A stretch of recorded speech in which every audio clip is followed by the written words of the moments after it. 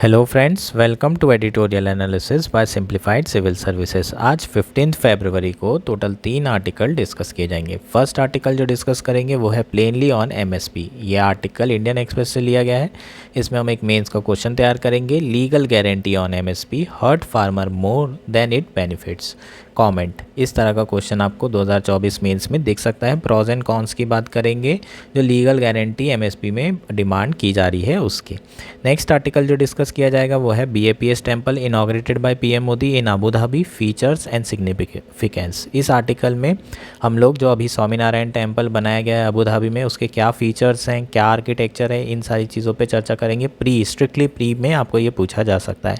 Next article जो discuss किया जाएगा वो है पेंशन कंसर्न। ये आर्टिकल द हिंदू में आया है और बेसिकली जो आर्टिकल है वो ईपीएस स्कीम के ऊपर आया है, एम्प्लॉय पेंशन स्कीम। 2022 से न्यूज़ में यार इस बार प्रीलिम्स में 100% दिखाई दे सकती है। ईपीएस स्कीम के बारे में चर्चा करेंगे, बहुत इंपॉर्टेंट ये आर्टिकल है। अगर आपको कंटेंट पसंद आ रहा है तो प्लीज़ आप लोग लाइक करिए, कमेंट करिए, शेयर करिए एंड सब्सक्राइब करिए। और जिसने कल नहीं देखा था वीडियो, जो बहुत बिजी था कल, वो भी देख सकते हैं। मैं समझ सकता हूँ कल सरस्वती पूजा थी इसलिए आप लोग बिजी रह रहे होंगे, लेकिन आज जो है ज़रूर देख लीजिए कल वाला वीडियो भी। आइए शुरू करते हैं हमारा एनालिसिस। हमारा फर्स्ट आर्टिकल है प्लेनली ऑन एमएसपी। यह आर्टिकल इंडियन एक्सप्रेस में आया है। जीएस3 इकॉनमी मेंस के पर्सपेक्टिव से बहुत इंपॉर्टेंट है, प्रीलिम्स के पर्सपेक्टिव से भी बहुत इंपॉर्टेंट है। एमएसपी थीम के ऊपर लगातार क्वेश्चन पूछे जाते हैं। आपको एमएसपी कैसे कैलकुलेट की जाती है, ये सारी चीज़ें आपको अच्छे से देखनी होगी। प्री में इस बार क्वेश्चन फिर से पूछ सकता है, लगातार क्वेश्चन आ रहे हैं इसके ऊपर। मेंस के पर्सपेक्टिव से 2024 में इस बार क्वेश्चन आएगा। परसेंटेज छोड़ दीजिए, इस बार क्वेश्चन आएगा। और क्वेश्चन कैसा आएगा? Legal guarantee on MSP hurt farmer more than it benefits, comment. इसी क्वेश्चन को हम इस आर्टिकल के थ्रू एड्रेस करेंगे। बात करेंगे कि जो लीगल गारंटी की बात की जा रही है, फार्मर प्रोटेस्ट में जो डिमांड की जा रही है, उससे फार्मर को कितना लाभ होगा और कितना नुकसान होगा। Pros and cons, argument in favour of legal guarantee और अगेंस्ट लीगल गारंटी, ये दोनों चीज़ पे हम इस आर्टिकल में बात करेंगे और देखेंगे कि एक्चुअल में कितना बेनिफिट हो रहा है और कितना नुकसान हो रहा है। एमएसपी के बारे में आप लोग तो जानते ही हैं, मिनिमम सपोर्ट प्राइस। ठीक है, सरकार हर बार जो है क्रॉप सीज़न शुरू होने के पहले खरीफ और रबी दोनों तरह की क्रॉप की एमएसपी क्या करती है? डिक्लेयर करती है। लगभग 23 क्रॉप की एमएसपी डिक्लेयर की जाती है। 2 क्रॉप ऐसी है जिसमें ओपन एंडेड प्रोक्योरमेंट होता है। ओपन एंडेड प्रोक्योरमेंट का मतलब क्या होता है? अगर फार्मर लेकर जाते हैं सरकार के पास ये 2 क्रॉप, तो सरकार को एमएसपी में ख़रीदना ही ख़रीदना होगा, चाहे मार्केट प्राइस उस वक्त कुछ भी हो। बाकी क्रॉप में जब तक के एमएसपी मार्केट प्राइस से कम है तब तक सरकार नहीं खरीदेगी। लेकिन मार्केट प्राइस मान लीजिए कम हो जाता है, एमएसपी ज़्यादा है ना, मार्केट प्राइस गिर जाते हैं, क्रैश हो जाते हैं, सप्लाई ज़्यादा हो जाती है, डिमांड कम हो जाती है, इस केस में सरकार जो है उन क्रॉप्स में एमएसपी के दामों में फार्मर से जो क्रॉप होगी वो खरीद सकती है। तो 2 ऐसी क्रॉप कौन सी है? Wheat and rice. ठीक है, इसको हम ओपन प्रोक्योरमेंट बोलते हैं, ओपन एंड प्रोक्योरमेंट। ठीक, एमएसपी के बारे में बाकी सब तो आपको पता ही है। सीएसीपी की रिकमेंडेशन पे डिसाइड किया जाता है कॉस्ट ऑफ प्रोडक्शन, और बहुत सारे फैक्टर्स होते हैं, डिमांड, सप्लाई, ये सारी चीज़ों से इसकी जो कॉस्ट होती है इसको डिसाइड की जाती है। सीएसीपी रिकमेंड करता है और फाइनली अप्रूव कौन करता है? Cabinet committee on economic affairs which was headed by prime minister. ठीक, ये अप्रूव करते हैं। ये क्वेश्चन प्रीलिम्स में पहले भी पूछे जा चुके हैं। ये एमएसपी के बारे में हो गया है ना, हमने पहले भी कई बार डिस्कस कर चुके हैं एमएसपी के जो इम्पैक्ट हैं। अब यहाँ पर क्या बात की जा रही है प्रोटेस्ट में कि एमएसपी को हटाना तो छोड़िए, एमएसपी को आप लीगल बैकिंग दीजिए। लीगल बैकिंग का मतलब लॉ लेकर आइए, फार्मर्स का राइट बनाइए एमएसपी को। यहाँ ये बातचीत हो रही है, ये डिमांड की जा रही है। तो ये थोड़ा सा इलॉजिकल है अकॉर्डिंग टू आर्टिकल, है ना। इसने बहुत सारे आर्गूमेंट दिया है, इसका इम्प्लीमेंटेशन करना भी पॉसिबल नहीं है, लॉजिस्टिकली इम्पॉसिबल है। तो वो इम्प्लीमेंटेशन के जो ऑप्शंस है उस पर चर्चा करेंगे। प्रॉज एंड कॉन्स की बात कर लेते हैं पहले। ठीक, कि क्या फ़ायदे होंगे अगर हम लीगल बैकिंग करते हैं एमएसपी की, और क्या नुकसान होंगे फार्मर को भी और जनरली जो जनता है उनको भी। ठीक, फर्स्ट क्या है आर्गूमेंट इन फेवर में?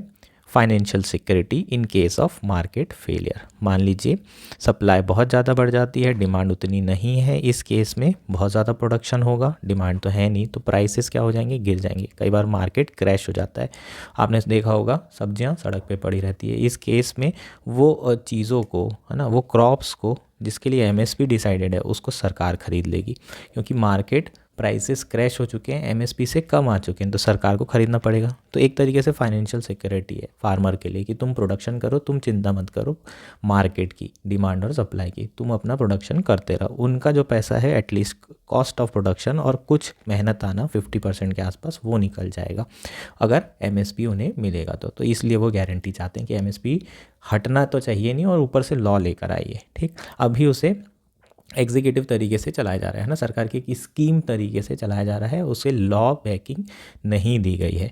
नेक्स्ट क्या है, risk cover in case of crop failure, है ना। आप देख रहे हैं क्लाइमेट चेंज के कारण बहुत ज़्यादा जो है प्राइस में फ्लक्चुएशंस आ रहे हैं, कहीं ड्रॉट आ जाता है, कहीं फ्लड आ जाता है। ऐसी सिचुएशन में एमएसपी जो है एक रिस्क कवर की तरह भी काम करता है। एश्योर्ड प्राइस दे रहा है, प्राइस फ्लक्चुएशन ज़्यादा नहीं होंगे, कंज्यूमर को भी बेनिफिट होगा, क्योंकि मान लीजिए प्राइसेस बहुत हाई हो जाते हैं तो सरकार खरीद लेगी एमएसपी में और फिर लोगों को बेच देगी सस्ते दामों में। ठीक है, जैसे अभी भारत राइस जो है सरकार 29 रुपये किलो में बेच रही है। टमाटर के समय आपने देखा था, हालांकि टमाटर एमएसपी नहीं, लेकिन टमाटर के समय में आपने देखा था कि सरकार ने कैसे खरीदा और लोगों को बेचा सस्ते दामों में, ताकि प्राइस जो है सप्लाई बढ़ाई जाए और प्राइस को जो है ईज़ किया जाए।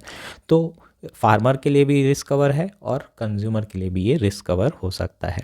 नेक्स्ट बात करते हैं, it will lead to promotion of crop diversification. ठीक, क्रॉप डाइवर्सिफिकेशन भी होगा। मान लीजिए मिलेट को हम एमएसपी अच्छा दाम देते हैं, मिनिमम सपोर्ट प्राइस, तो फार्मर क्या सोचेगा, अश्योर्ड इनकम मिलेट में, मिलेट प्रोड्यूस करेगा वो। अब वो राइस की ज़रूरत नहीं है, उसे उतना ही प्राइस मिलेट में मिल रहा है, पानी भी कम लगता है, इनपुट कॉस्ट कम है, प्रॉफिट ज़्यादा है, तो क्रॉप डाइवर्सिफिकेशन भी किया जा सकता है अगर हम सही एमएसपी दें तो। नेक्स्ट क्या है, it will help to increase income of farmers. ठीक है, जो डबलिंग फार्मर इनकम की बात की जाती है सरकार के द्वारा बाय 2022, उसको भी हम टारगेट को अचीव कर सकते हैं। Also it reduces the rural distress, rural distress कम होगा। बहुत बार हमने डेटा में बात की कि जो रूरल डिमांड है वो बहुत कम है। अगर रूरल डिस्ट्रेस कम होगा तो रूरल डिमांड बढ़ेगी, रूरल डिमांड बढ़ेगी तो इंडस्ट्रियल एक्टिविटी बढ़ेगी। इंडस्ट्रियल एक्टिविटी क्यों बढ़ेगी, अरे यार जब इनकम बढ़ेगी फार्मर्स की तो ये लोग क्या खरीदेंगे, एसेंशियल गुड खरीदेंगे, तेल खरीदेंगे, कंगा खरीदेंगे, ये सारी चीज़ें खरीदेंगे, तो इनकी जो इंडस्ट्री है इनका प्रोडक्शन बढ़ेगा और एक तरीके से मैन्युफैक्चरिंग एक्टिविटी बढ़ेगी, तो ओवरऑल डिमांड बढ़ेगी और ओवरऑल जीडीपी को फ़ायदा होगा। तो कहीं ना कहीं अगर फार्मर की इनकम बढ़ती है तो ओवरऑल जो है पूरे देश की जीडीपी को फ़ायदा हो सकता है, रूरल डिस्ट्रेस कम हो सकता है। नेक्स्ट क्या है, it is a right based approach, और ये फार्मर का राइट है कि उनके जो भी वो उगा रहे हैं उसको सरकार एक मिनिमम प्राइस में खरीदे। और सबसे ज़्यादा वनरेबिलिटीज़ किस में है, फार्मर में ही। 86% इंडिया के फार्मर जो हैं वो स्मॉल एंड मार्जिनल फार्मर है, 2 एकड़ से भी कम ज़मीन है इनके पास। तो ये लोगों को बचाना बहुत ज़रूरी है। सबसे ज़्यादा पॉवर्टी भी यहीं पर है। अगर आप फार्मर को एश्योर्ड इनकम देते हैं तो पॉवर्टी से भी जो है बहुत जल्दी लोग बाहर आते हैं। ठीक, तो ये भी जो है पॉवर्टी के पर्सपेक्टिव से देखें तो एमएसपी इंपॉर्टेंट है, राइट ऑफ फार्मर के पर्सपेक्टिव से देखें तो ये राइट बेस्ड अप्रोच है। ठीक, तो ये कुछ प्रॉज हो जाएंगे। इसके अलावा पीडीएस वाला भी जो सिस्टम है, पब्लिक डिस्ट्रीब्यूशन सिस्टम, उससे कंज्यूमर को भी फ़ायदा होता है। ठीक है, सरकार एमएसपी में ख़रीद लेती है और फिर सस्ते में बेच देती है। सस्ते में बेचना मतलब 1-2 रुपए में देती है। और प्राइम मिनिस्टर गरीब कल्याण योजना के अंदर तो सरकार 5 किलो अनाज फ्री दे रही है। हालांकि ये लास्ट ईयर है प्राइम मिनिस्टर गरीब कल्याण योजना का, 5 किलो जो अनाज फ्री मिल रहा था वो अब नहीं मिलेगा। 1-2-3 रुपये में जो पहले मिल रहा था प्राइसेस में, उसी में बेचा जाएगा। पर it hardly makes a difference यार, 1-2-3 रुपये is not a big deal for farmers. ठीक, या फिर पुअर पीपल्स। ठीक, तो बेसिकली कहीं ना कहीं ये क्या कर रहा है, जो पीडीएस है उसको भी सपोर्ट करता है। सरकार प्रोक्योर करती है और उसके बाद सरकार जो है डिस्ट्रीब्यूशन करती है। ठीक, तो ये भी एक इम्पॉर्टेंट प्रॉज हो जाएंगे। नेक्स्ट बात करते हैं अब क्या क्या पॉइंट हैं एमएसपी के लीगल बैकिंग के अगेंस्ट में। बहुत सारे पॉइंट्स हैं यार, देखते हैं, शुरू करते हैं। पहला है huge physical burden on government. According to one estimate total जो है 5 ट्रिलियन रुपीस लगेंगे एमएसपी के इम्प्लीमेंटेशन करने में। यार ये पहले भी तो एमएसपी चल रहा था, बाद में ऐसा क्या बदल गया, ये सवाल आप पूछ सकते हो। देखो पहले लीगल बैकिंग नहीं थी, है ना, तो अब लीगल फार्मर का राइट नहीं था। अगर सरकार ले तो ठीक, अगर ना ले तो भी फार्मर कुछ नहीं कर सकते, है ना। अब कोई भी फार्मर जब भी प्राइसेस कुछ भी हो रहे हों, ये लोग जाएंगे और बोलेंगे एमएसपी में हमारा खरीदो मंडी में। प्राइवेट जो ट्रेडर्स है उनका रोल ही ख़त्म हो जाना है, कॉस्ट बहुत ज़्यादा बढ़ जाना है। तो एक तरीके से ये मार्केट डिस्टॉर्शनरी इम्पैक्ट भी लेकर आएगा। ठीक, तो बर्डन तो सरकार के ऊपर बढ़ी रहे, इतना अननेसेसरली बर्डन हो जाएगा। सारी जो भी क्रॉप्स आएगी सबको जो है सरकार को ऑफटेक करना पड़ेगा, प्रोक्योर करना पड़ेगा, खरीदना पड़ेगा। ये सरकार के लिए मुसीबत हो जाएगी। और ये लीगल राइट है तो कोर्ट भी जाएंगे ये लोग, सरकार ने खरीदने से मना कर दिया तो। और आने वाले समय में फिर एमएसपी ख़त्म भी नहीं होगा, इसे ख़त्म भी नहीं किया जा पाएगा। ठीक, नेक्स्ट क्या है, चेंज क्रॉप पैटर्न। यार एमएसपी से सबसे बड़ा नुकसान हुआ है वो है क्रॉप पैटर्न। जहाँ पर चावल नहीं उगाया जा सकता, वाटर इंटेंसिव क्रॉप है, बहुत ज़्यादा पैडी प्रोडक्शन में आपको पानी की ज़रूरत पड़ती है। उसके ऊपर से जो है ग्रीन हाउस गैस एमिशन हो रहा है, CH4 मीथेन का जो है एमिशन होता है। तो ये सारे इश्यूज़ तो आ ही रहे हैं। अब अननेसेसरली जहाँ पर राइस नहीं भी हो सकता वहाँ पर भी ड्रॉट प्रोन एरिया में भी राइस प्रोडक्शन हो रहा है। इनफैक्ट कॉटन की बात कर लें तो कॉटन जो है प्रोडक्शन हो रहा है मराठावाड़ा रीजन में, ये बहुत ही ड्रॉट प्रोन रीजन है। यहाँ पर क्या होना चाहिए प्रोड्यूस, मिलेट, जो कि सूखे एरिया में, ड्राई एरियाज़ में भी आसानी से बिना पानी के प्रोड्यूस हो जाता है। लेकिन इसमें एमएसपी दे रखी है सरकार ने, किसानों को लगता है इसमें ज़्यादा फ़ायदा है, एश्योर्ड इनकम है। तो सही अगर आप एमएसपी नहीं दे रहे हैं इस केस में जो है जो क्रॉप पैटर्न है वो पूरी तरीके से चेंज हो जाएगा और फिर सर्टेन क्रॉप ही प्रोड्यूस होगी, डाइवर्सिफिकेशन नहीं होगा। और उसके कारण बहुत सारे इश्यूज़, सॉइल डिग्रेडेशन है ना, सॉइल हेल्थ का इशू, NPK रेशियो, ये सारी चीज़ें, सॉइल फर्टिलिटी ख़त्म। ठीक, क्योंकि आप क्या नहीं कर रहे हैं, आप रोटेशन नहीं कर रहे हैं। ठीक, तो इस केस में बहुत ज़्यादा इश्यूज़ आते हैं, मोनोकल्चर का प्रमोशन होता है। ठीक, नेक्स्ट क्या है, फूड इन्फ्लेशन। फूड इन्फ्लेशन भी तो बढ़ेगा यार, एमएसपी बढ़ा, डिमांड तो करेंगे हर बार कि एमएसपी बढ़ाओ, उससे जो है ओवरऑल कॉस्ट ऑफ जो क्रॉप्स है वो भी बढ़ जाएगी। मार्केट के अलावा जो है डिमांड और सप्लाई पे कॉस्ट नहीं चलेगी, एमएसपी पे कॉस्ट जो है डिपेंड करेगी और उससे ओवरऑल इन्फ्लेशन भी बढ़ जाएगा। जो भी आप एमएसपी बढ़ाएंगे तो उससे कॉस्ट जो है हमेशा क्रॉप्स की बढ़ती हुई नज़र आएगी, क्योंकि एमएसपी कम तो होने नहीं वाला है ना। ठीक है, नेक्स्ट क्या है, मार्केट डिस्टॉर्शनरी इम्पैक्ट। इसके जो इम्पैक्ट है वो मार्केट डिस्टॉर्शनरी, हमने पूरे मार्केट को ही ख़त्म कर दिया ना यार, हमने डिमांड और सप्लाई को ही ख़त्म कर दिया। तो जो प्राइवेट ट्रेडर्स हैं वो तो बाहर चले जाएंगे, उनको लगेगा कि कोई फ़ायदा ही नहीं है। मान लीजिए सप्लाई बहुत ज़्यादा बढ़ जाती है और उस केस में प्राइसेस बहुत कम हो जाते हैं, तो प्राइवेट ट्रेडर्स क्या करेंगे, ज़्यादा से ज़्यादा खरीदेंगे क्योंकि उनको सस्ते में मिल रहा है। लेकिन अगर सरकार बोल देती है कि आपको एमएसपी में ख़रीदना है, लेकिन मार्केट में सस्ते में मिल रहा है और उनका मार्केट प्राइस जिसमें वो बेचेंगे वो भी कम ही होगा, तो फिर उनको तो नुकसान हो जाएगा। हाँ, मतलब फार्मर से वो एमएसपी में खरीदें और जो बेचें वो मार्केट प्राइस में बेचें। फार्मर से 10 रुपये में खरीदेंगे एमएसपी में और मार्केट प्राइस 5 रुपये, तो प्राइवेट ट्रेडर करेगा क्या ये काम, 5 रुपये का नुकसान झेलेगा क्या? तो प्राइवेट ट्रेडर्स बाहर हो जाएंगे मार्केट के और सिर्फ गवर्नमेंट मोनोपोली हो जाएगी। गवर्नमेंट मोनोपोली मतलब करप्शन, 1991 के पहले वाला एरा। तो ये एक तरीके से बहुत ज़्यादा इशू हो जाएगा प्राइवेट ट्रेडर्स के लिए, मार्केट डिस्टॉर्शनरी इम्पैक्ट लेकर आएगा। एक एग्जांपल भी दे सकते हैं इसमें, 2018 में जो है महाराष्ट्र की जो गवर्नमेंट थी उन्होंने एक ऑर्डर लेकर आए थे, कहा था कि कोई भी प्राइवेट ट्रेडर एमएसपी से कम दाम में नहीं खरीदेगा। प्राइवेट ट्रेडर्स खरीदे ही नहीं क्योंकि उस समय मार्केट प्राइसेस कम थे। होपफुली आपको ये चीज़ें समझ में आ गई होगी। नेक्स्ट क्या है, adverse impact on export.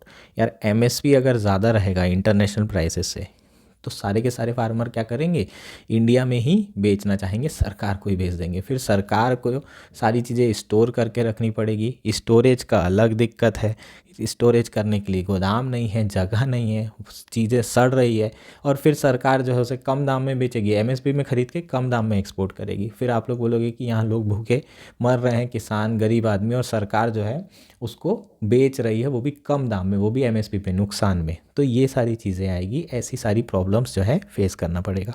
India ने एग्रीकल्चर एक्सपोर्ट बहुत बढ़ाया है, तो उस केस में है ना जो मार्केट मैकेनिज़्म चल रही है वो भी एक तरीके से रिप्लेस हो जाएगी और उससे ओवरऑल नुकसान होगा, इंडिया का डॉलर का भी नुकसान होगा, एक्सपोर्ट जाएगा तो। ठीक, तो ये सारे इम्पैक्ट हमें देखने के लिए मिलेंगे। नेक्स्ट क्या है, violation of WTO subsidy principle. जो एम्बर सब्सिडी दी जाती है, याद है क्या, एम्बर बॉक्स, 3 बॉक्स के बारे में पता होगा, green box, amber box, blue box, सुना है ये? कोई बात नहीं, नहीं सुना तो 3 तरह की हम सब्सिडीज़ देते हैं WTO के अंदर। एम्बर बॉक्स के अंदर एमएसपी आता है। एम्बर बॉक्स के हिसाब से 10% तक के सरकार प्रोक्योरमेंट कर सकती है और एमएसपी प्रोवाइड कर सकती है। ऑलरेडी इंडिया 30% के आसपास प्रोक्योरमेंट कर रहा है, ठीक है, अपने पीडीएस में। उसमें पीस क्लॉज भी आया हुआ है, अभी इस पर बात भी नहीं हो रही है, चुपचाप है सब कोई, लेकिन ऑलरेडी जो है इंडिया 30% के आसपास प्रोक्योरमेंट कर रहा है। और अगर 100% करना पड़ेगा यार, गारंटी बना दी तो जितना भी फार्मर आएंगे सब लेकर आएंगे और बोलेंगे सरकार तुम ही खरीद लो। ऐसी सिचुएशन में violation of subsidy, WTO subsidy principle होगा। इसी तरह का वॉयलेशन जो है चाइना ने किया था और यूएस जो है को वापस जो है अपीलेट बॉडी के पास गया था डब्ल्यूटीओ की, और डिस्प्यूट होने में यूएस जीत गया था कि जो चाइना एमएसपी दे रहा है वो बहुत ज़्यादा दे रहा है, ठीक है, बहुत ज़्यादा प्रोक्योरमेंट कर रहा है। उस केस में यूएस जीत गया था, तो वो डब्ल्यूटीओ का वॉयलेशन है, ठीक। नेक्स्ट क्या है, induce demand for other sector, for example dairy. बाकी सेक्टर भी बोलेंगे हमें भी भाई एश्योर्ड प्राइस दो, हम क्यों मार्केट पे डिपेंड करेंगे, क्यों हम सप्लाई डिमांड पे डिपेंड करें, आप दो हमको बढ़िया प्राइस, ठीक है। तो ये सारे हमारे क्या हो जाएंगे, इश्यूज़ हो जाएंगे अगेंस्ट में। अब हम इसके इम्प्लीमेंटेशन के इश्यूज़ की बात कर लेते हैं, जो कि 2-3 पॉइंट दिए हुए हैं इस आर्टिकल में और बड़े इंपॉर्टेंट पॉइंट है। क्या है, शुरू करते हैं। The government can guarantee MSP only on the crops and the quantity that it buy. It cannot obviously procure the entire produce brought by farmer to the mandis. सबसे पहला जो इम्प्लीमेंटेशन चैलेंज है वो ये है कि MSP सारी crops को भी नहीं दे सकते, और दूसरा जो भी क्रॉप फार्मर लेकर आएगा सारी की सारी चीज़ों को खरीद भी नहीं सकते। क्यों नहीं खरीद सकते यार, स्टोरेज का इशू अभी डिस्कस किए थे। प्रॉब्लम है ना, कितना खरीदेगी, और इतना पैसा भी है सरकार के पास, इतना ज़्यादा तो वेलफेयर कर ही रही है। फिर कैपिटल एक्सपेंडिचर नहीं होगा, सारा का सारा रेवेन्यू एक्सपेंडिचर जाएगा, और हम डिस्कस कर चुके हैं कैपिटल एक्सपेंडिचर बेनिफिट ज़्यादा देता है, डायरेक्टली मल्टीप्लायर इफेक्ट उसका ज़्यादा होता है, ठीक। तो ये सारे इश्यूज आएंगे। तो पहला जो इम्प्लीमेंटेशन इशू है, पूरा नहीं खरीद सकते, storage problem. Nor can it enforce MSP on private trader, है ना, ये हमने डिस्कस कर चुके हैं। जो प्राइवेट ट्रेडर होंगे वो पुश अवे हो जाएंगे, क्योंकि ये मार्केट डिस्टॉर्शनरी इम्पैक्ट होगा। अगर सप्लाई मार्केट डिटरमाइंड जो प्राइजेज है वो क्या है, बहुत लो है, और एमएसपी हाई है, तो ये एमएसपी पे क्यों खरीदेंगे, क्योंकि इनका तो बिकेगा नहीं। तो ऑब्वियसली ये भी हम डिस्कस कर चुके हैं। तो प्राइवेट ट्रेडर्स अलग हो जाएंगे, सरकार पूरा नहीं खरीद सकती। ये सब इम्प्लीमेंटेशन चैलेंजेस है ना। अगर इसे इम्प्लीमेंट करना भी चाहे सरकार, तो ये सब दिक्कतें आएगी ही आएगी।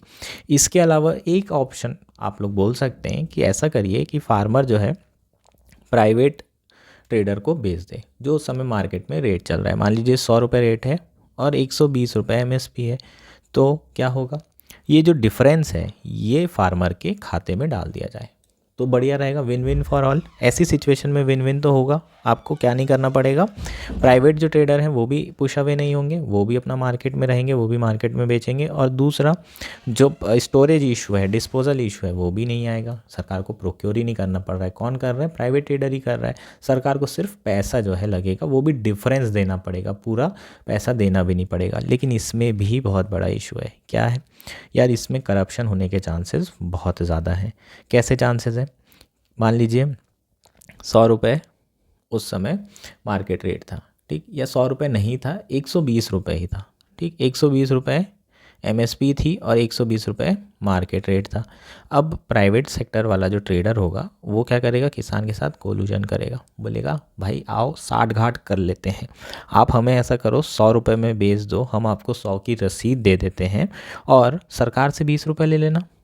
समझ में आया, सरकार से तुम कितना ले लेना, 20 रुपये ले लेना, 120 तुम्हारे वापस, जितना प्राइस है उतना तो तुम्हें मिल ही जाएगा, मैं 10 रुपये और देता हूँ तो मेरे को 10 रुपये बच जाएगा। तो ये फार्मर ने 130 कमाया और जो प्राइवेट ट्रेडर है उसको 120 की जगह 110 रुपये में मिल गया। समझ में आया क्या। तो इस तरीके से कोल्यूजन होगा, मार्केट डिस्टॉर्शनरी इम्पैक्ट होंगे, करप्शन होगा, इक्विलिब्रियम प्राइसेस पे नहीं लिया जाएगा, और ओवरऑल किसको नुकसान हो रहा है, सरकार को। जहाँ रेगुलेशन ज़्यादा हुआ वहाँ सरकार को नुकसान होना ज़्यादा शुरू हो जाता है, करप्शन होना शुरू हो जाता है, मोनोपोली होना शुरू हो जाती है। तो यहाँ पर जो है हमें क्या देखने को मिल रहा है, ये 3 जो है इश्यूज आएंगे इसके इम्प्लीमेंटेशन में। एक और इशू आएगा कि यार इतना डेटा भी तो जनरेट करना पड़ेगा, कौन से फार्मर ने कितना प्रोड्यूस किया, कितने में बेचा, एट व्हाट प्राइस, और कितना बेचा, ये सारी चीज़ों के लिए डेटा लगेगा।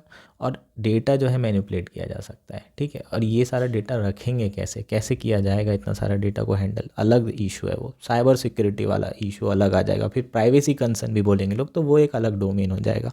तो ये सारे इसके क्या हैं, इम्प्लीमेंटेशन लिमिटेशन और लॉजिस्टिकल इश्यूज हैं। तो बेसिकली इस आर्टिकल में से कहा गया है कि guaranteeing MSP through legislation will result in logistic nightmare at best and physical disaster at worst. अगर अच्छा भी रहा तो लॉजिस्टिकली नाइटमेयर होगा, और अगर बुरा रहा तो ये फिजिकल डिज़ास्टर हो सकता है गवर्नमेंट के लिए और किसानों के लिए भी। सरकार को जो है अगर क्रॉप रिस्क जो है रिड्यूस करनी है तो फार्मर्स को भी और सरकार को भी क्रॉप इंश्योरेंस पे फोकस करना पड़ेगा। यहाँ पर आप प्रधानमंत्री किसान जो इंश्योरेंस योजना है ना, उसको हाईलाइट कर सकते हैं अपने आंसर में। इसके अलावा टाइमली पे आउट ऑफ क्लेम, समय पर उनका जो क्लेम है उसे चुकाने की बात करनी होगी। इसके अलावा आप एक और सॉल्यूशन दे सकते हैं, मिनिमम सपोर्ट, इनकम सपोर्ट जो पीएम किसान के थ्रू मिल रहा है, और इसको बेहतर बनाया जा सकता है। इसे पर एकड़ या पर फार्मर डायरेक्ट इनकम ट्रांसफ़र की जा सकती है, और ये आउटपुट बेस्ड सब्सिडी भी बनाई जा सकती है। मान लीजिए आपको मिलेट का प्रोडक्शन बढ़ाना है, आप मिलेट के प्रोडक्शन को बढ़ाने के लिए क्या कर सकते हो, हर 100 टन पे जो है आप उनको क्या दो, बेनिफिट दो। मान लो आप हर 100 टन अगर प्रोडक्शन होता है तो आप उनको 6,000 रुपये देते हो। इसके अलावा 200 होता है तो आप उनको 12 देते हो, अगर उससे ज़्यादा होता है तो आप उनको 18,000 देते हो। इस तरीके से हम आउटपुट बेस्ड सब्सिडी भी प्रोवाइड कर सकते हैं, आउटपुट बेस्ड इनकम भी प्रोवाइड कर सकते हैं, जिससे फार्मर को भी फ़ायदा होगा और किसी पर्टिकुलर क्रॉप का भी प्रोडक्शन बढ़ाया जा सकेगा। इससे काफ़ी ज़्यादा बेनिफिट हो सकते हैं। ठीक है, तो हम लोगों को ये सारी चीज़ें इंप्लीमेंट करने की ज़रूरत है। Rather than MSP we need MIS, minimum income support. उसके साथ साथ हमें वाटर इलेक्ट्रिक सब्सिडीज़ को और फर्टिलाइज़र सब्सिडी को भी फेज़ आउट करना पड़ेगा ताकि डाइवर्सिफिकेशन हो सके। सरकार को जो प्रोटेस्ट चल रहा है फार्मर में, उसमें ज़्यादा से ज़्यादा एंगेज करने की कोशिश करना चाहिए। पिछले बार जैसे जो कन्फ्रंटेशन किया था, बॉर्डर सील कर दी थी, बैरिकेड्स लगा दिए थे, उसके अलावा एंटी नेशनल, क्रिमिनल्स, खालिस्तानी, ये सारी चीज़ें रेटोरिक से बचना चाहिए। क्योंकि पिछले बार का जो प्रोटेस्ट हुआ था उसके कारण जो 3 लॉ लेकर आए थे, जो कि वाटरशेड मूवमेंट था एग्रीकल्चर में, जो कि बहुत बड़ा रिफॉर्म हो सकता था, वो वापस लेना पड़ा सरकार को। तो पिछले बार की गलती से अगर सीखेंगे तो इस बार एंगेज करते हुए फार्मर को समझाने की ज़रूरत है कि ये इनके लिए नुकसानदायक हो सकता है। होपफुली ये आर्टिकल आपको क्लियर हो चुका होगा, पूरा आर्टिकल कंप्लीट हो चुका है। नेक्स्ट आर्टिकल है BAPS temple inaugurated bye PM Modi in Abu Dhabi, features and significance. ये आर्टिकल इंडियन एक्सप्रेस में आया है और प्रीलिम्स के पर्सपेक्टिव से पढ़ेंगे, मेंस के पर्सपेक्टिव से ऑलरेडी पढ़ चुके हैं GS2 IR में UAE और इंडिया के रिलेशनशिप को। द हिंदू में आया था, बहुत दिन पहले पढ़े थे, याद है, वंस अपॉन अ टाइम, हाँ बिल्कुल वही। ठीक है, तो उसको एक बार देख लीजिएगा जो अपन ने पढ़े थे। अगर आपने मिस कर दिया है तो UAE और इंडिया के रिलेशन ऑलरेडी डिस्कस कर चुके हैं। अब प्री के पर्सपेक्टिव से मंदिर के फीचर पढ़ना है। मंदिर के बारे में ऑलरेडी जानते हैं, प्राइम मिनिस्टर मोदी जी गए हुए हैं UAE में। अबू धाबी का ये पहला हिंदू टेम्पल है, स्वामी नारायण टेम्पल। ठीक, किसने बिल्ड करवाया इसे? The temple has been build by Bochasanwasi Akshar Purushottam Swaminarayan Sanstha, a denomination of Swaminarayan Sampradaya, a Vaishnava sect of Hinduism. जो स्वामी नारायण संप्रदाय है वो वैष्णव सेक्ट ऑफ हिंदुइज्म है, उसकी एक संस्था है BAPS, उसने ये बिल्ड करवाया। ये जो डिनोमिनेशन है ये बेसिकली जो पंथ है ना, ये क्या है? सेक्ट। हिंदू रिलीज़म के अलग अलग सेक्ट होते हैं, वैष्णविज़म, शैविज़म, ये सब जानते हैं ना अपन। उसमें से वैष्णविज़म सेक्ट ऑफ हिंदुइज़म के यहाँ पर टेम्पल बनाया गया है, स्वामी नारायण टेम्पल। ठीक है, और उस जो बनाया है कौन सी संस्था ने? BAPS। जैसे इस्कॉन है ना यार, उसी तरीके से BAPS भी है। ये लोग ने पूरे दुनिया में अलग अलग जगह पे मंदिर बना रखे हैं। ग्लोबली देखें तो 1500 से ज़्यादा मंदिर जो है BAPS के द्वारा बिल्ड किए गए हैं, जो कि स्वामी नारायण टेम्पल हैं। ठीक है, अलग अलग जगह है। इंडिया में जो अक्षरधाम बना हुआ है ये भी इन्हीं लोगों ने बनाया, न्यू दिल्ली वाला और गांधीनगर वाला भी। ठीक है, बाकी तो आप जानते हैं लंदन में, Houston, Chicago, Toronto, Los Angeles, यहाँ वहाँ बहुत सारी जगह अलग अलग कंट्री में अलग अलग जो है मंदिर बनाए गए हैं इनके द्वारा। ठीक है, इंडिया के लिए इम्पॉर्टेंट क्यों है? क्योंकि यार UAE में इंडिया की मैसिव पॉपुलेशन रहती है, बहुत सारे लोग जॉब करते हैं, इंडियन डायस्पोरा बहुत ज़्यादा है। 3.3 मिलियन जो है स्ट्रॉन्ग कम्युनिटी इंडिया की वहाँ रह रही है। लगभग 35% जो गल्फ़ की पॉपुलेशन है वो इंडियन ही है। ठीक है, तो वहाँ पर और 150 से 200 के आसपास ऐसी फैमिली है जो BAPS स्वामीनारायण के डिवोटी हैं, इसलिए काफ़ी इंपॉर्टेंट था। ठीक, जो मंदिर बनाया गया उसकी खास बात क्या है? मुस्लिम किंग है, उन्होंने लैंड डोनेट किए, जो प्रेसिडेंट है वहाँ के। हिंदू मंदिर बनाया जा रहा है, इसका आर्किटेक्ट जो है क्रिश्चियन ने किया है, प्रोजेक्ट मैनेजर सिख है और फाउंडेशनल डिज़ाइनर बुद्धिस्ट है। कंपनी कंस्ट्रक्शन जो है वो पारसी ग्रुप है, ठीक है। और डायरेक्टर जो है जैन ट्रेडिशन फॉलो करता है। तो भाई कुछ ज़्यादा ही सेक्युलर मंदिर बनाया जा रहा है, इतना सेक्युलर तो मैंने कभी देखा ही नहीं था, ठीक। नेक्स्ट बात करते हैं आर्किटेक्चर की, ठीक। आर्किटेक्चर इंपॉर्टेंट है, नगरा स्टाइल में बनाया जा रहा है। जो राम मंदिर टेम्पल है उस अयोध्या वाला, वो भी नगरा स्टाइल का है, वो भी ध्यान रखना है, वो भी हम पढ़ चुके हैं। ये वाला टेम्पल भी नगरा स्टाइल है। इसमें 7 शिखराज है। नगरा की जो सबसे इंपॉर्टेंट कैरेक्टरिस्टिक क्या होती है, वो शिखर होते हैं उसमें। इसमें 7 शिखर हैं जो कि क्या रिप्रेजेंट कर रहे हैं, 7 एमिरेट्स ऑफ यूएई। तो अब यूएई के ऊपर आपको क्वेश्चन आ सकता है कि 7 एमिरेट्स के ऊपर, कि इनके पॉलिटी के बारे में भी पूछ सकते हैं, ठीक है। और शिखराज के बारे में, ये जो टेम्पल है इसके बारे में पूछ सकते हैं कि 7 क्या है, क्या 7 चीज़ें क्या शो कर रहे हैं ना, कुछ हिंदू सिंबल बता देंगे और फिर आप गलत कर देंगे, ठीक है। 7 एमिरेट्स ऑफ यूएई को 7 शिखर रिप्रेजेंट कर रहे हैं। ये थोड़ा सा ऑकवर्ड चीज़ है और इम्पॉर्टेंट है, क्योंकि आपको अगर ये पता नहीं होगा तो आप सोचोगे हैं ऐसे 7 एमिरेट्स को थोड़ी मंदिर में शिखर के थ्रू रिप्रेजेंट करेंगे, तुरंत कट करोगे, दिमाग भी लगाओगे तो भी कट कर दोगे। ये इंपॉर्टेंट पॉइंट है, आपको पूछा जा सकता है। कितना कॉस्ट है, 700 करोड़। लगभग 20,000 जो है टन ऑफ स्टोन बुलवाया गया है इस टेम्पल के कंस्ट्रक्शन के लिए। जो पिंक सैंडस्टोन बुलवाया है वो राजस्थान से बुलवाया है, लेकिन अंदर वाला जो इंटीरियर स्टोन है वो इटालियन मार्बल है, ठीक। तो यहाँ पर भी पूरे दुनिया के कल्चर को इंक्लूड करने की कोशिश की गई है, ठीक। जो मेन स्ट्रक्चर है वो 108 फीट हाइट है, 262 फीट लॉन्ग है, 180 फीट वाइड है। ये नहीं पूछा जाएगा, इसको छोड़ दो।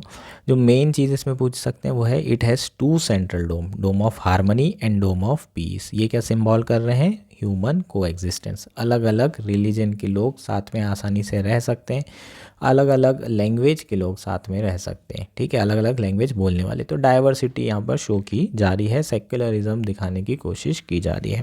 अ wall of harmony, one of the largest 3D printed wall in UAE, has the word harmony written on it in 30 different ancient and modern languages. Wall of harmony बनाई गई है जिसमें 30 अलग अलग पुरानी और मॉडर्न लैंग्वेजेस में हार्मनी लिखाया गया है। इसके अलावा गौमुख भी लगाया गया है सामने, मंदिर के सामने की तरफ में गौमुख भी देखने के लिए मिलता है। इसके अलावा और क्या क्या फीचर्स हैं वो देख लेते हैं। डाइटीज़ कौन कौन से फीचर किए गए हैं टेम्पल में, राम भगवान है, सीता माता है, लक्ष्मण है, हनुमान है, शिवा है, शिव भगवान, पार्वती, गणेशा, कार्तिकेय, जगन्नाथ, राधा कृष्णा, कृष्ण जी, और अक्षर पुरुषोत्तम, महाराज तिरुपति बालाजी, पद्मावती एंड अयप्पा। अयप्पा याद है क्या, अयप्पा यार कुछ याद नहीं रहता तुमको। अयप्पा, लॉर्ड अयप्पा के बारे में कौन सी जगह पर है इनका मंदिर, केरल में। बहुत इंपॉर्टेंट है, अयप्पा के बारे में देखो, जाके सर्च करो कौन सा मंदिर है, इस पे भी क्वेश्चन आ सकता है, इससे रिलेटेड मंदिर, इनके रिलेटेड मंदिर पे इस बार, ठीक। इसके अलावा होली रिवर भी है सराउंडिंग द टेम्पल। उस रिवर में गंगा से और यमुना से पानी लेके गए हैं यहाँ से, है ना, इंडिया से वहाँ पर पानी लेके जाया गया है। इसके अलावा सरस्वती रिवर को भी डिपिक्ट किया गया है in the form of white light. ये इम्पॉर्टेंट है, ठीक है। सरस्वती रिवर को भी डिपिक्ट करने की कोशिश की गई है। Varanasi like ghat has been built where the Ganga passes. एक घाट भी बनाने की कोशिश की गई है इस पर्टिकुलर टेम्पल में। Apart from 15 tales from Indian civilisation, stories from Mayan civilisation, Aztec civilisation, Egyptian civilisation, Arabian civilisation, European, Chinese, अरे बाप रे, सारे सिविलाइजेशन की जो टेल्स हैं वो डिपिक्टेड की गई है ब्यूटीफुल मूरल्स में। जो पेंटिंग्स हैं उसमें ये टेल्स डिपिक्ट की गई है, और इतने सारे, है ना। तो ये पूरा का पूरा जो है हमारा आर्टिकल था, ये इसके फीचर्स हैं। और एक चीज़ ज़रूर याद रखिएगा, ये टेम्पल हिंदू टेम्पल था, ठीक है। होपफुली आपको आर्टिकल क्लियर हो गया होगा। लास्ट आर्टिकल है पेंशन कंसर्न। यह आर्टिकल द हिंदू में आया है और प्रीलिम्स के पर्सपेक्टिव से, 2024 के पर्सपेक्टिव से बहुत इंपॉर्टेंट है यार। ईपीएस स्कीम के बारे में बात करेंगे।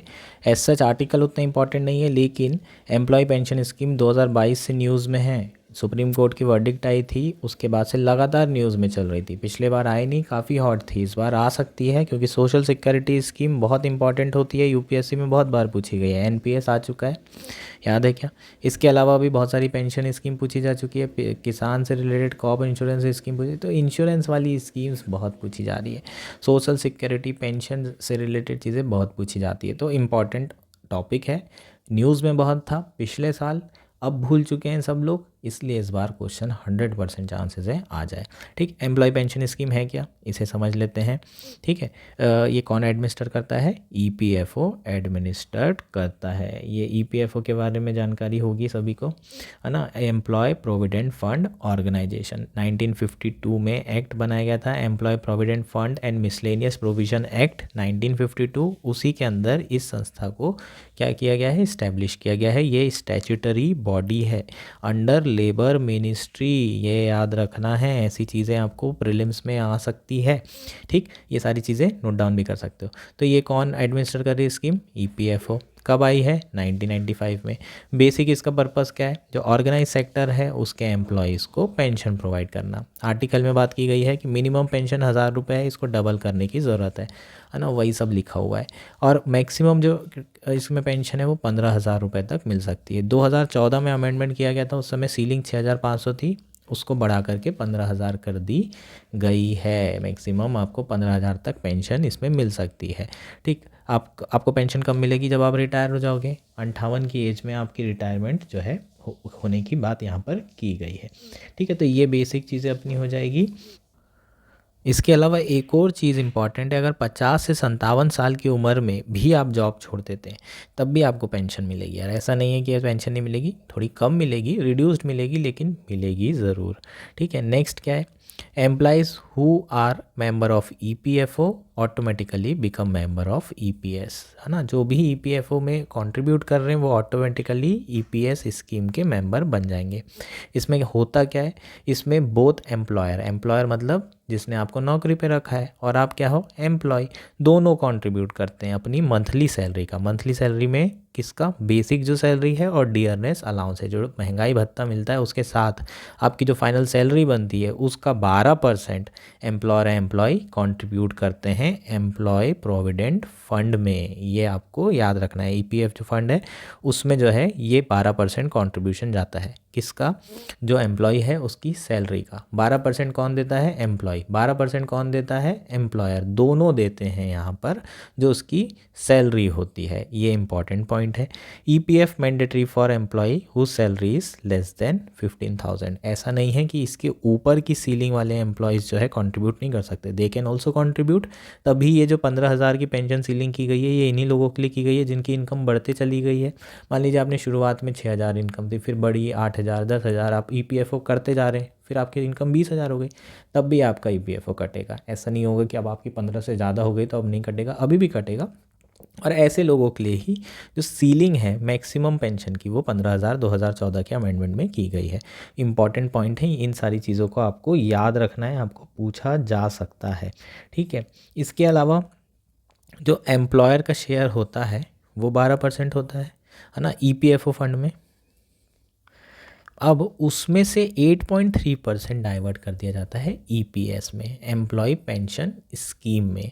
ठीक है, आपको ये 58 ईयर्स के बाद ही मिलेगा। जो प्रोविडेंट फंड होते हैं वो आप कभी भी निकाल सकते हैं, उसमें कुछ इश्यूज़ हैं कि आप कब निकालेंगे तो कितना फ़ायदा होगा, लेकिन आप ये कभी भी निकाल सकते हैं। लेकिन ईपीएस जो पेंशन है आपको मंथली पेंशन, वो आपको रिटायरमेंट के बाद से मिलेगी। तो उसमें जो पेंशन स्कीम शुरू की गई है उसमें फ़ंड कहाँ से आ रहा है, यही 12% जो ईपीएफओ में दे रहे थे उसमें से 8.33% डाइवर्ट किया गया है ईपीएस स्कीम के लिए। सेंट्रल गवर्नमेंट भी कंट्रीब्यूट करती है 1.16%। समझ में आया क्या।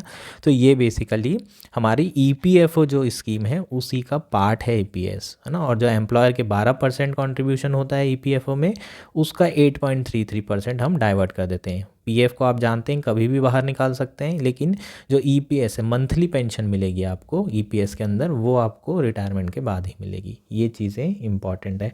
इसके अलावा इसमें जो स्पाउस है, आर्टिकल में लिखा है स्पाउस की जो पेंशन है उसको बढ़ाने की भी बात की जा रही है, इक्वल करने की बात की जा रही है। अगर जो एम्प्लॉय है अगर उनकी डेथ हो जाती है तो स्पाउस के लिए जो पेंशन है उसे भी बढ़ाना चाहिए। ये सब आर्टिकल में बात की गई है, ये सब अपने लिए इंपॉर्टेंट नहीं है, पूछा ये जाएगा यार, है ना, ये इंपॉर्टेंट है। ये सारी चीज़ें आ सकती है, आपको लेबर मिनिस्ट्री के अंदर है, ये याद रखना है स्कीम।